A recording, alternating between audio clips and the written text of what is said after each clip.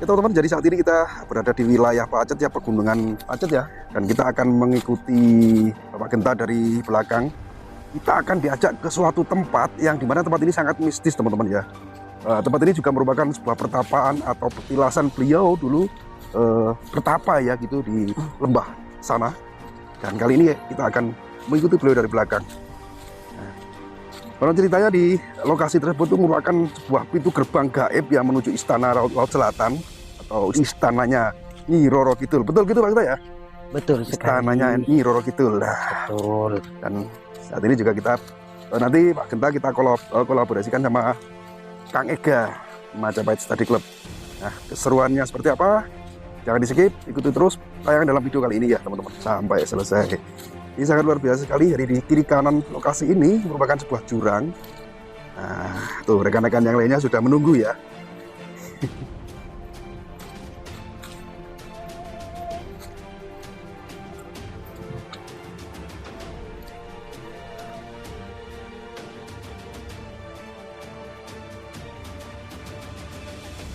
Saat ini teman-teman kita akan melusuri jejak-jejak mistis, jejak-jejak kemudian legenda yang penuh dengan misteri-misteri bersama Pak Genta. Nah, terima kasih Rahayu.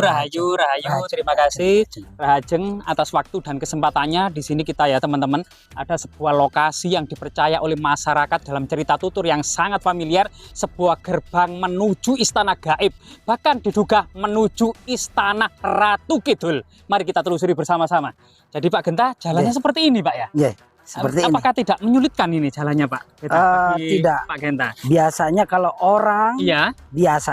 orang yang memiliki masalah dalam hal kehidupan, dicoba untuk perjalanan ini. Kalau toh dia itu mampu dan dia tidak mengeluh, berarti dia itu siap untuk melanjutkan kehidupan di duniawi. Oh, luar biasa sekali. Jadi di sini petilasan saya. Petilasan. Jadi perjalanan kita ternyata penuh spirit dan heros yang menandakan jika kita mampu melalui semua rintangan ini, kita akan diberikan kesuksesan di kelak yang akan datang. Amin. Amin. Luar biasa Pak Genta. Monggo persilakan. Mari silakan. Mari. Rahayu. Ya, sembari ngomong kita memberikan salah satu edukasi. Iya, kita terus memberikan informasi dan edukasi di tengah-tengah masyarakat ya. Selain kemudian menyibak arti kesejarahannya atau menapak tilasi jejak-jejak leluhur kita. Betul. Leluhur Majapahit, leluhur Nusantara. Dan tentunya kita merupakan mata rantai ya dari leluhur masa lalu. Betul. Kesuksesan leluhur masa lalu itulah sehingga kita sampai saat ini tuh masih eksis. Coba bayangkan kalau leluhur di masa lalu itu gagal menghadapi kehidupan, kita tentunya tidak ada hingga saat ini Pak Genta ya. Betul sekali. Luar biasa teman-teman. Dan coba kita lihat jalannya seperti ini ya. Ini. Dan Pak Genta ini salah satu spiritual ya yang saat ini lagi naik daun dan ternyata tanpa alas kaki dengan mudah menyusuri berbagai macam rintangan ya, baik duri-duri maupun berbagai macam kayu-kayu runcing itu. Oh iya. Jadi teman-teman yang perlu diketahui Pak Genta ini memang asli dari keturunan Bali, dari keluarga petinggi-petinggi Bali. Kemudian pernah juga merantau dan keluarganya ini ke Kalimantan. Betul. Yang itu juga dianggap sebagai anak sendiri bagi kepala suku Dayak ya Pak ya. Betul. Kepala suku Dayak. Yang kemudian dari berbagai macam pengalaman mistis itu memang sudah memiliki tanda-tanda sejak dalam kandungan, Pak ya. Betul sekali. Sejak dalam kandungan ini sudah memiliki tanda-tanda semacam linue atau orang yang berbakat atau orang pintar gitu loh teman-teman. Istilah orang pilihan saat ini gitu ya. Nah ini. Hati-hati loh ya curam. Lah di sini memang kiri kanan ini jurang yang sangat terjal gitu ya. Dan ya ini Mas Ega saya lanjutkan lagi. Iya betul Pak Genta. Siapapun orang yang memiliki penyakit juga bisa di sini. Astungkare, alhamdulillah beliau bisa diangkat penyakitnya. Nah, bagi siapa saja yang memiliki penyakit yang sulit disembuhkan, pasti banyak masyarakat kita ya yang mengalami hal tersebut atau kesulitan tersebut tetap berikhtiar. Salah satunya adalah ditawarkan oleh Pak Genta datang ke lokasi ini. Betul. Nah, ini. Nanti saya tuntun. Nah, dituntun untuk mendapatkan kesembuhan. Nah, ini luar hanya biasa. Allah hanya Tuhan ya. Hanya Allah atau Tuhan yang memiliki kesembuhan atau segala kesembuhan hanya di sampingnya. Tapi manusia sebagai perantara untuk menghantarkan kepada kesembuhan tersebut. Betul Mas Ega. Mari Pak Genta, kita lanjutkan perjalanan. Hati-hati, itu ada apa namanya? Ada tabuan. Oh, banyak. Suara gamelan Pak ya? Iya. Suara gamelan secara gaib, suara gamelan yang ada di dalam hutan ini. Iya, suara gamelan gaib. Tapi terus ini bukan hutan larangan Pak Genta ya? Bukan Pak ya? Ini bukan hutan larangan yang sebagai cerita-cerita itu, atau namanya hutan apa ini Pak Genta? Kalau di sini dibilang Coban Kluwung. Namanya hutan Coban Kluwung. Ya, di sini karena ada ya dibilang Kuwung ya. Coban Kuwung teman-teman. Ya, Coban Kuwung. Ya. Jadi di sini itu ada air terjun.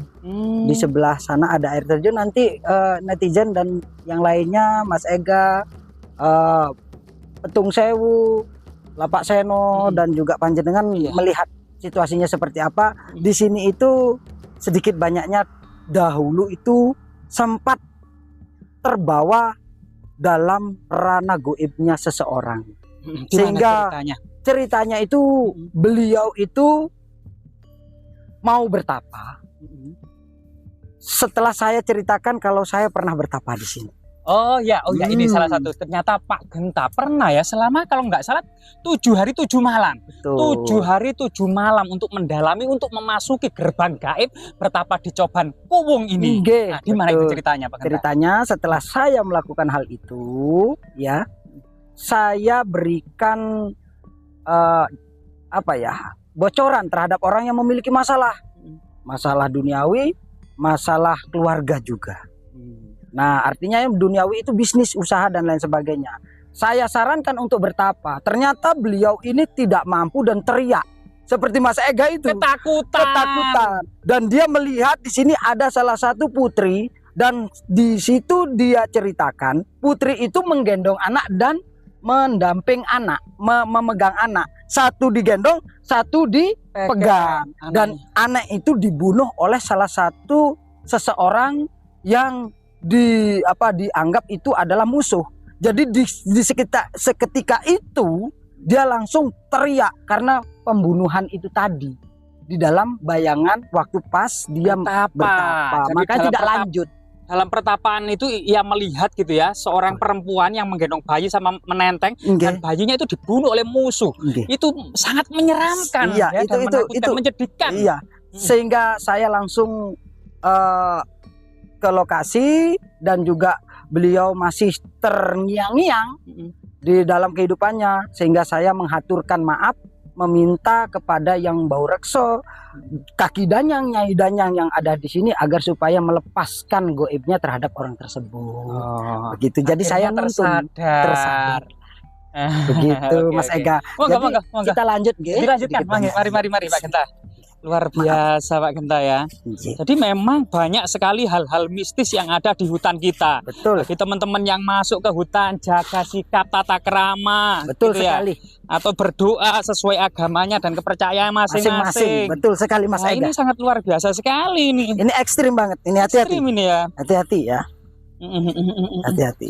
Tapi sangat cekatan sekali Pak Genta ini nuruni jurang-jurang ini. Karena saya sudah pernah di sini. Iya, sudah. Loh, sangat indah sekali teman-teman. Air terjun atau cobannya. Iya.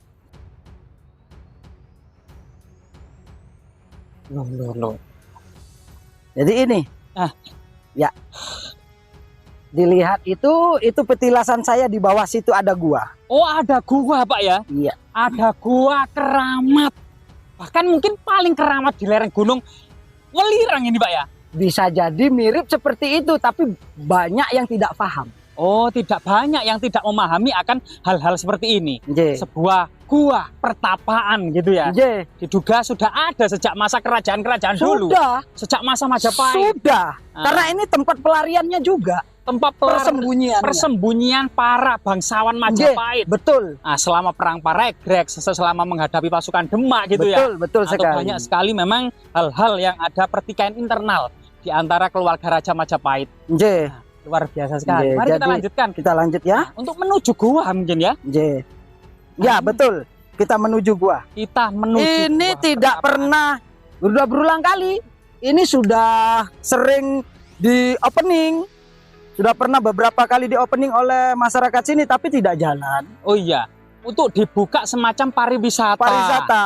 Namun ada kekuatan tertentu yang sehingga sampai saat ini tidak pernah berhasil atau gagal total terus. Betul sekali, Nah, betul itu. sekali Mas. Mungkin salah satunya itu bisa dijelaskan Pak Genta. Apa yang menjadi penyebab kegagalan itu Pak Genta? Baik, kegagalan itu satu dikarenakan tidak ada keikhlasan. Yang pertama itu beberapa pengelola ya. Nah, saling berebut dan lain sebagainya sehingga dia melupakan apa itu mistis. Dan padahal yang direbut itu adalah mistis. Tempat. Kalau memang betul-betul diberikan kepada Ide Betara, kepada Allah, kita pasti akan mendapatkan wisatawan yang banyak di sini. Karena di sini memang sengaja seperti ini, berarti alam tidak merestui adanya opening itu. Iya, berarti memang kalau menata sebuah lokasi ada dalam istilah Arab itu hablum minallah, hablum minan nas, hablum minan ini. Iya, betul. Alam. Betul dengan sekali. alam, dengan manusia dan dengan Tuhan itu harus bersatu. Betul sekali, betul sekali. Luar biasa. Dan juga kita harus saling mempercayai. Tidak boleh saling sikut kiri, sikut kanan. Ada niatan buruk. Jadi di situ Mas Ega. Menginjak temannya, saudaranya, merasa paling pinter, merasa paling hebat. Aduh. Betul sekali Mas Ega. Benih-benih Iya, kehancuran malapetaka dunia.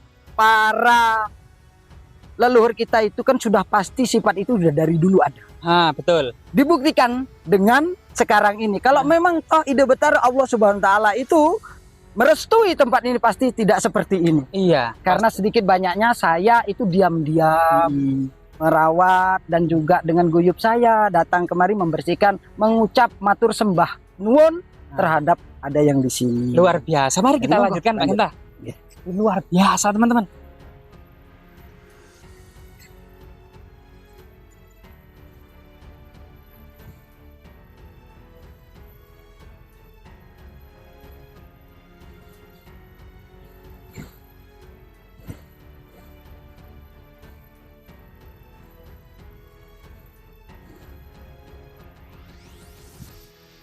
Jadi saya kalau lepas raga, lepas sukma, sering sukma saya mampir ke sini Mas Ega. Oh ya, ini salah satu ilmu rahasia para leluhur Nusantara itu adalah rogo sukmo atau melepaskan arwah. Wah, ini tidak hanya dipelajari di film Harry Potter saja untuk melepaskan arwah. Nah, gitu. Iya. Saya kemarin arwah saya ditarik nggak? Ya jelas lah. Tapi saya taruh ditaruh di tempat yang khusus buat yang panjenengan, biar supaya nggak kemana-mana. Selalu ingat saya. Luar biasa Pak Genta ya.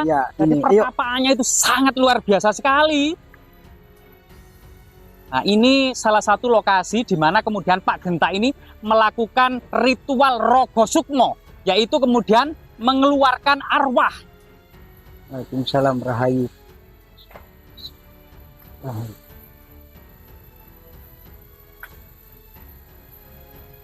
Oh ini ya. Ini saya tata. Rahayu, Rahayu, Rahayu, Rahayu. Mungkin Pak Genta bisa memeragakan ketika bersemedi di lokasi ini. Duduk, bersila, atau perlu ada? Oh tidak, artinya saya itu waktu itu, Mas tolong siapkan daun pisang. Untuk Bapak dulu itu tidak pakai alas, Bapak pakai daun pisang ya, diperagakan nggak apa-apa. Alam Mbak ya, di sekitar kita. Nah ini, jadi saat ini teman-teman kita bersama Pak Genta ini benar-benar menemukan ya sebuah goa pertapaan yang diduga memang ini peninggalan era kerajaan Majapahit. Goa ini memiliki semacam keunikan tersendiri, dan keunikan tersebut jika mungkin teman-teman yang sudah familiar dengan film Harry Potter, di mana kemudian nyawa itu bisa keluar ya, seperti Voldemort itu nyawanya keluar dan dipecah menjadi 7. Nah, pada masyarakat Jawa kuno ternyata juga ada ilmu yang serupa yang bernama rogo sukmo kalau bahasa Jawanya itu. Betul. Ya. Nyawa itu dibuat mainan. Oh, luar biasa. Jenengan sudah tahu sendiri jenengan. Nah, bahkan gua ini sebenarnya atau mungkin di samping air terjun ini memang memiliki energi-energi yang sangat mistis gitu ya. Ada penyatuan dari alam ya, tanah, air, udara, kemudian cahaya bergabung menjadi satu, Dan konon katanya Pak Genta ya, Iya. nanti mungkin bisa diceritakan sendiri, ada penjelasan Betul. bahwasanya ini merupakan gerbang gaib menuju Istana Ratu Selatan. Betul. Nah, Mas ini Ega. teman-teman ya. Jadi nanti coba kita berdiskusi atau kemungkinan Pak Genta ini memeragakan tentang ilmu rogo sukmonya di ini untuk kemudian benar-benar mengajak kita bersama-sama atau mungkin saya gitu ya menuju yang dinamakan gerbang gaib menuju Istana Ratu Selatan tersebut. Betul. Nah, Mas Ega. monggo Pak Genta. Maaf ya. Jadi saya harus duduk dulu di situ, tapi Ya. sembari berbicara gitu. Ya, Saya minta ininya dulu. Saya siap dupa dulu gitu. iya, monggo Pak. Karena dupa ini adalah untuk merelaksasikan pola pemikiran kita yang tadinya duniawi bisa fokus ke dalam ranah frekuensi itu. Goib. Rahayu, rahayu, rahayu.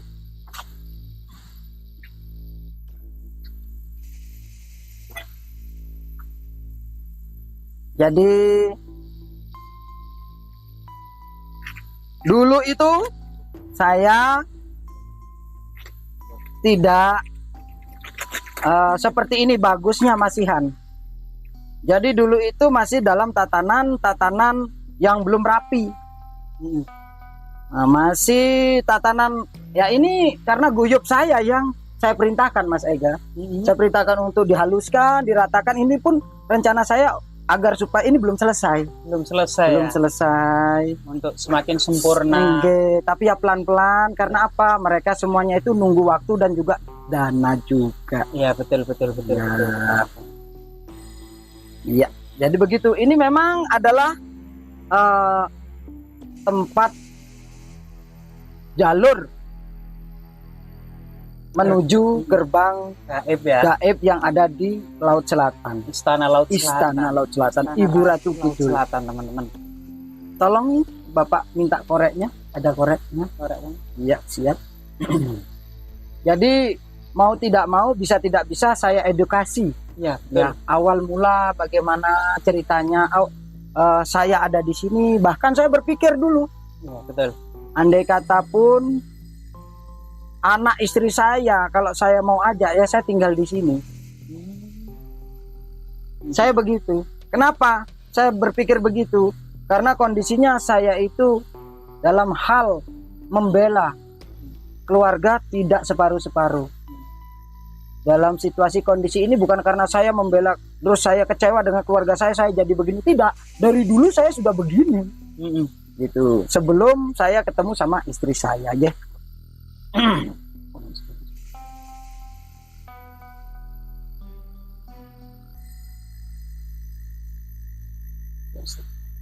Di sini yang dinamakan Mbah Sumber, Mbah Sumber Coban Kuwung. di samping dari Coban Kuwung ya. Coban Iya. itu air terjun yang bernama Kuwung. Jadi ada salah satu dulu itu ada kayu yang bersandar, sekarang kayu itu tidak di situ lagi. Mungkin Pak Denarko, Pak Seno tahu pernah mungkin ya, tidak seperti itu ceritanya. Jadi itu adalah hanya petanda. Itu sudah kena air besar. Kayunya itu di bawah sehingga saya naikkan kepada guyub rukun. Ini. Ya ini kayunya ini. Oh ini ya, ujungnya ini dimasukkan. Iya, masukkan ke dalam lubang ini, Pak. agar supaya tidak hilang. Nama kayunya inilah masyarakat menyebutnya Songgo Tuyo. Songgo Toyo. Iya, sebenarnya bukan Songgo Tuyo karena sekarang kalau sudah tidak ada apa yang disebut. Oh iya betul. Jadi Iya tetap kan, ini ya. adalah Coban Kuwung. Dari awal, dari semuanya itu. Iya. Jadi begini, untuk masalah hal ritual goib yang saya jalankan itu bukan semata-mata untuk keinginan saya, Mas Eko. Bukan semata-mata keinginan siapapun. Karena saya lakukan ini dari kawitan awal mula saya sudah harus melakukan ini dan harus ditekankan bahwasanya kita tidak boleh melupakan yang namanya uri-uri budaya. Betul. Uri-uri budaya dan juga uri-uri kawitan. Betul. Kawitan kita itu adalah awal mula itu Nusantara. Ya kan? Nah, dari cerita Nusantara aja panjenengan sudah paham. Nah, sebenarnya Indonesia ini bukan Indonesia. Ada huruf hanya di depan. Pasti ada dibilang Hindunesia. Oh, seperti itu. Ya? Seperti itu. Hindunesia karena kita sudah di ruang lingkupi secara bidang hal agama Muslim masuk, dan waktu itu kondisi keadaan Islam masuk. Kondisinya itu kan kita sama-sama berjanji, ya kan, pasti ada sumpah, ada sumpah perjanjian. Nah, jadi di dalam perjanjian itu intinya begini, waktu zaman kerajaan dulu itu Hindu itu mayoritas Nusantara semuanya pasti Hindu Buddha. Iya. Terbesar. Kemana-mana ada bekas-bekas peninggalan kayak arca-arca, candi, pura dan lain sebagainya ya. Linggayoni. Banyak sekali Mas Ega ya. Jadi itu saya pertekankan di sini. Nah, kita itu bukan berarti kita harus melupakan situasi, kondisi, keadaan apa yang kita hadapi saat ini sehingga terlena dengan apa yang kita miliki. Nah, tidak ada yang namanya saya melakukan hal ini kemusyrikan, tidak ada. Saya mengingatkan bahwasanya nenek moyang kita itu seperti ini. Betul. Jangan kau hilangkan. Contohnya kalau mau menanam padi, kita harus bancaan dulu. Ya. Dulu harus ada ini, ada itu dan lain sebagainya. Dewi Sri. Itu Mas Ega. Jadi begini, untuk selanjutnya saya mohon sama jenengan. Saya mohon sama jenengan, tolong minyaknya Gus, siap. Saya minta sama jenengan selaku sebagai pendamping saya. Sekarang ikutin alur alam dan ikutin itu. Nah, ini sedikit banyaknya harus jenengan rasakan. Jenengan rasakan alur alam, dan separuh kesadaran jenengan itu akan mengungkap hal-hal mistis yang ada di sini. Ya, jadi ini selaku sebagai apa namanya? Mediator. Jadi begitu ya. Mau tidak mau ya Bapak. Ya seperti Pak Genta ini bukan dibilang untuk katanya. Jadi Bapak kepingin panjenengan dilihat oleh masyarakat semuanya. Iya, biar supaya sedikit banyaknya ini rada memberikan edukasi gitu loh Mas, ikhlaso gitu loh. Ikhlaskan edukasi terhadap orang banyak, biar supaya Pak Genta ini biar tidak dinilai katanya jahat lah, katanya bisa ini itu segala macam, enggak kan. Nah, cuma sekedar saya memberikan pengedukasian seperti apa yang sebenarnya, nggih. Jadi ini juga termasuk tempat untuk pengobatan di sini. Bagi orang-orang yang sudah parah dan lain sebagainya, nah syaratnya itu memang harus datang ke sini. Di sini bawaannya ngantuk, Mas Ega. Oh, ya adem ayem. Adem ayem. Ademan ke ayuman. Jadi rahayu. Om Ang insah permisi. Salam. Assalamualaikum. Ya tetap saya melakukan hal bidang goib itu saya ucapkan Bismillahirrahmanirrahim. Ya. Allahu Akbar, Allahu Akbar. Goib yang ada tadi.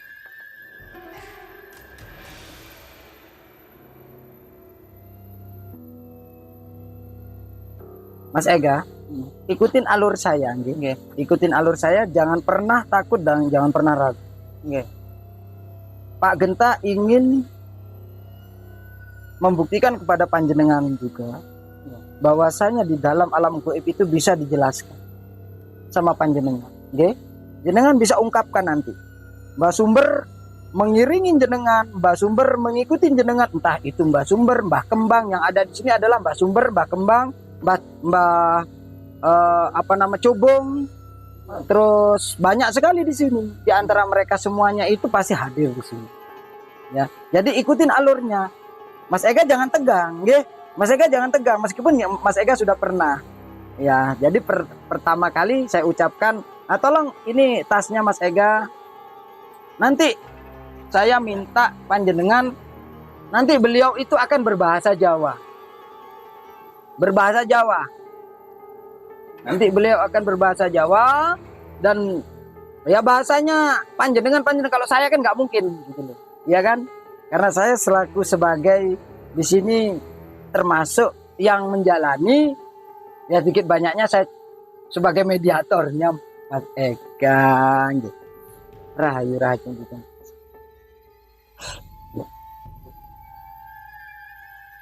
Nggak apa-apa Mas Ega, ya duduk. Dengan ikutin alurnya, nggih? Nggih. Insyaallah. Insyaallah. Bismillah ya. Bismillah. Bismillah.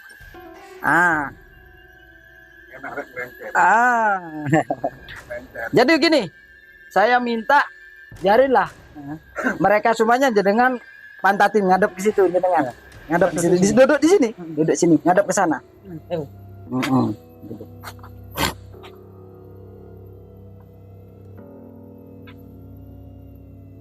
Rahayu. Saya minta kepada yang bau rekso di sini juga mendukung agar supaya edukasi ini bisa untuk diberikan kepada orang-orang banyak yang terbaik, biar tidak menilai yang jelek-jelek sama kita. Katanya begini, katanya begitu.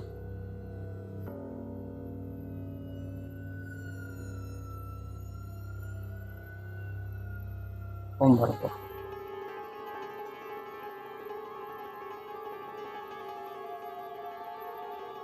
Om Angkong.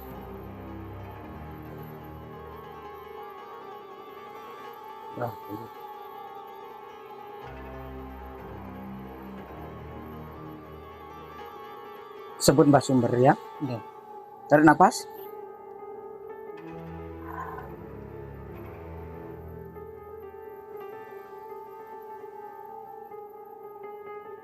Merem. Lepas. Mbah Sumber, saya minta masuk ke raga saya, agar supaya bisa memberikan penjelasan tentang tempat ini. Rahayu. Tarik nafas.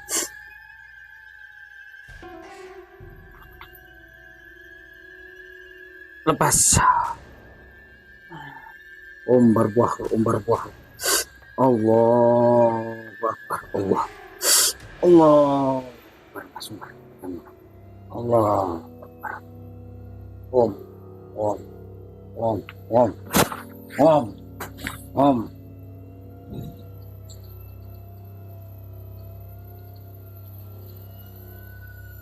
Rahayu.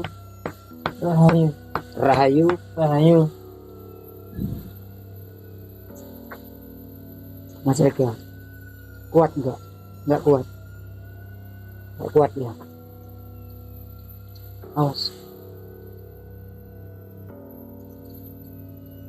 Mas Ega. Ya. Tenang dulu. Tarik nafas Mas Ega. Lepas.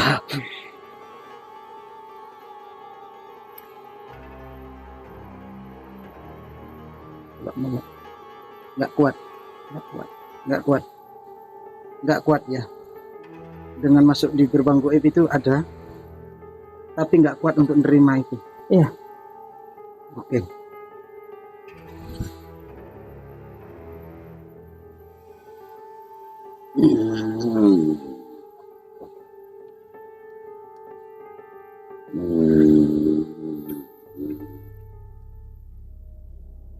Sampurasun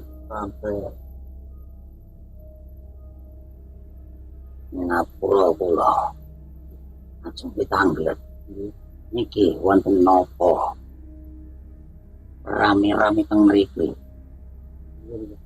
nggih Rahayu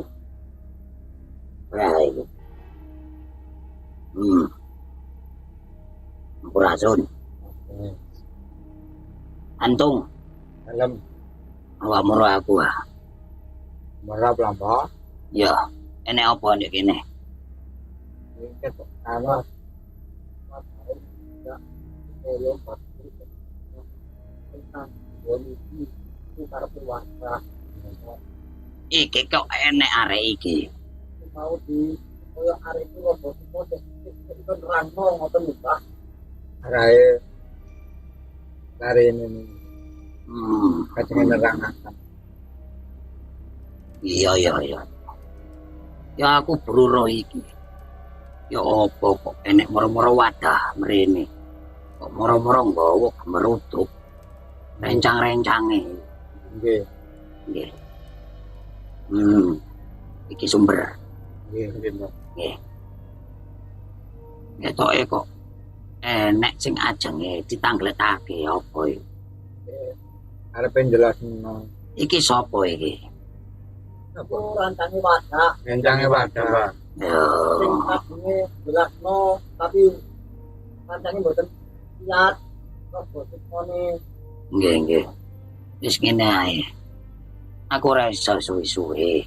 Nggih. Wis, sing penting awakmu becik ndek kene. Apa meneh wadah tau ndek kene. Apa jarene wadah iku kabeh bener. Wis iku ae. Wis iku ae ya. Ono awakmu tung. Nggih. Wis, tak pamit ae. Sampurasun. Sampai.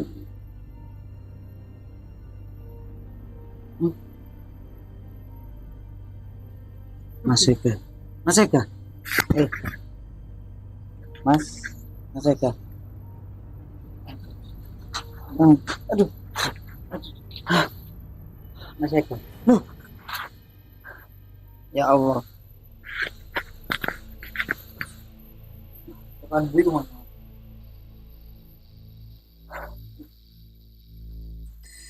Aku cek urip, Pak. Iya. Masih. Saya sama Jewet, Pak. Aku cek lara, Pak iki. Iya, udah nggak apa-apa, udah nggak apa-apa. Udah, diminum Pak, kasih minum. Mas Ega kasih minum. Iya, udah langsung itu aja langsung Pak. Nah, minum langsung, nggak usah ragu-ragu. Banyak udah minum.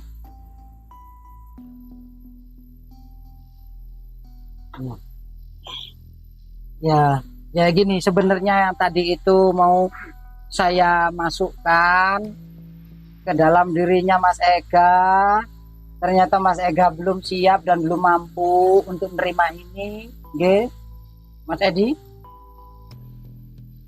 Pak Narko, Pak Seno, Mas Edi, Petung Sewu, termasuk Mas Ega, tadi nggak mampu, terpaksa saya manuver kembali lagi aura goib itu ke saya. Bukan berarti apa, namanya orang sekali jalan masa balik lagi, kan nggak mungkin. Ya, sekali jalan itu kan nggak mungkin.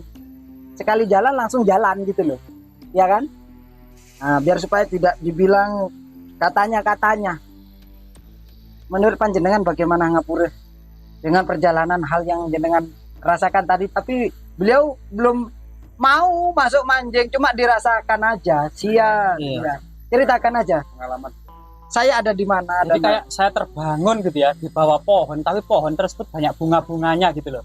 Saya melihat kayak kereta, kayak apa? Kereta emas gitu loh, kayak kereta emas itu berjalan dengan kuda putih berwarna 3. Iya mungkin ya itu. Terus kemudian mungkin ada wanita cantik di situ serba hijau pakaiannya. Apakah itu yang dimaksud? Kurang tahu saya. Sudah pasti. Suasananya Pasti itu saya asing, nggak pernah lihat suasananya itu. Iya. Bukan di laut ya, di laut ya. Di pohon ya. Iya kayak taman. Jadi suasana itu kayak dalam ruang lingkup yang nyaman, yang Iya, asri. taman yang indah banget gitu loh. Dan itu juga banyak sih apa wanita-wanita cantik itu berjalan-jalan gitu. Ya. Pria-pria juga banyak. Seperti prajurit. Iya, seperti prajurit itu juga banyak di situ. Tapi sempat diajak ngomong enggak? Nggak sempat saya. Saya takut saya karena suasana sangat asing. Saya masih di balik batu saya. yang saya waktu itu di bawah pohon itu. Ngumpet gitu. Iya, kayak ngumpet gitu. Ada yang nuntun nggak ke sana? Enggak, saya kayak langsung terbangun, sudah suasananya itu sudah beda. Jadi frekuensinya Mas Ega sudah saya pegang. Sehingga Mas Ega itu sebelum alam sadarnya kan sudah saya bilang, Mas Ega jangan khawatir, ada di belakang saya pegang. Meskipun di alam itu saya tidak ada. Gitu loh. Jadi di bawah alam sadarnya itu tak biarkan. Ibaratkan layang-layang itu, layang-layang tingginya seberapapun, benang tetap saya pegang. Begitu loh Mas Edi dan Pak Narto gitu. Diatur Mas Ega, diatur. Jadi ini kedua kalinya. Yang di sana beda. Yang ini bikin betah ya suasana sana ya. Yang kali ini. Ya Bikin kayak terasa. iya kayak indah tapi agak takut karena asing. Ngeri-ngeri sedap. Seperti itu ya mungkin ya. Iya. Dan ya Bener nggak yang disampaikan Pak Genta bahwa memang ini adalah gerbang gaib menuju ke sananya Ratu Laut Selatan? Kira-kira. bisa jadi karena suasana kerajaan putri-putri prajurit-prajurit itu banyak, ada kereta, ada seorang yang pakaiannya serba hijau di atas kereta kencana gitu. Saya tapi takut melihatnya Di balik batu. iya, saya di bawah pohon penuh bunga-bunga gitu, terus ada batu, saya ngumpet di baliknya situ, cuma melihat suasana itu aja. Seandainya kayak dibiarkan di sana terus itu gimana, kerasan nggak? Ya kurang tahu kalau ditangkap saya di mana. Oke, yang terakhir pesan. Iya. Pesan dari Pak Genta. Ya mungkin dari Masalah Pak Genta. gaib. Dan Iya. tempat ini yang memang Pak Genta di belakang layar kan ngomong, adalah pintu gerbang menuju ke Istana Ratu Selatan. Pak Genta sampaikan untuk sebagai buka penutup.